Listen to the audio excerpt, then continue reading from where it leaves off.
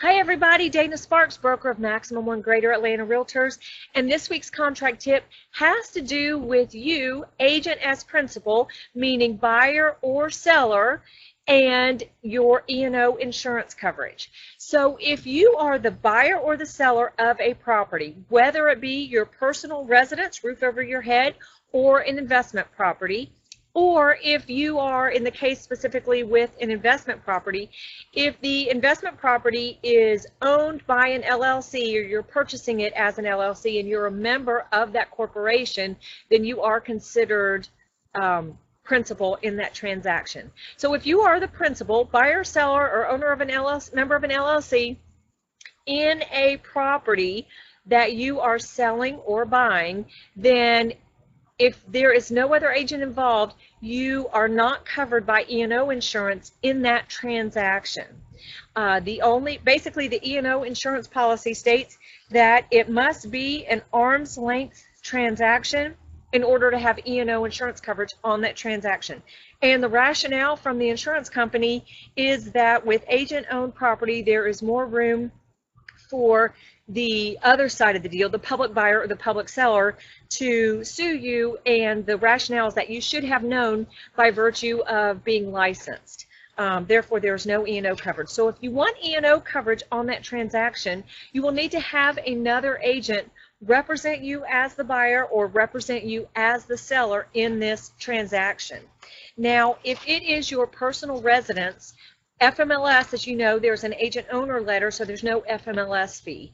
I did check with FMLS regarding this issue, and they did say that if it is your personal residence, even if you do have another agent represent you as the seller or the buyer in the transaction, they will still honor the agent owner letter. So that was interesting.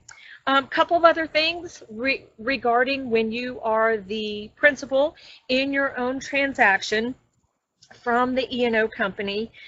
Definitely you need to have an inspection done if you are a buyer. If you are a seller, you definitely want to encourage the buyer to have an inspection done.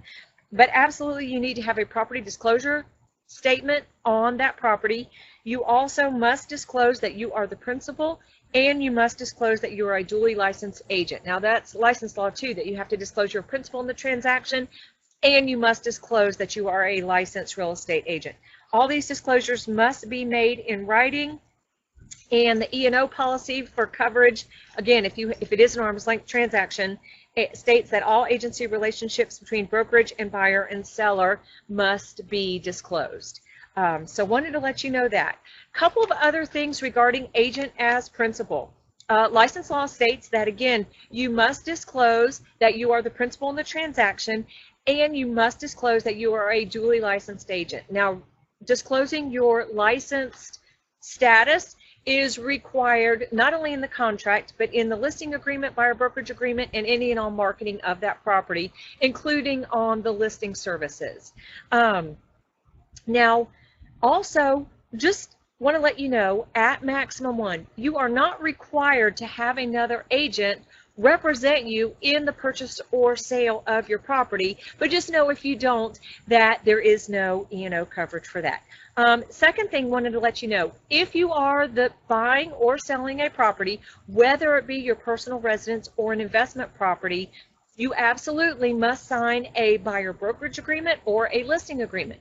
The reason is the brokerage engagements describe the relationship between the client and the company, the brokerage.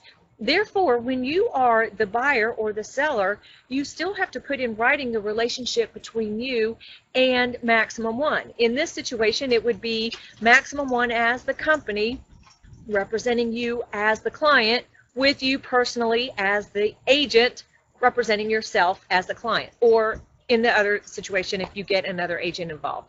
But all of that must be, so you need all of those engagements signed. You need to create a transaction in paperless pipeline and upload it, and if it is in an FMLS compulsory area, if it's a listing, you must list it in FMLS, and if it's listed in the FMLS, then you must list it in Georgia MLS. So Just wanted to share with you guys again some information regarding E&O coverage and you, agent as principal. Thank you so much for watching. Again, Dana Sparks, broker of Maximum One Greater Atlanta Realtors, satisfying your needs with service, innovation, and education.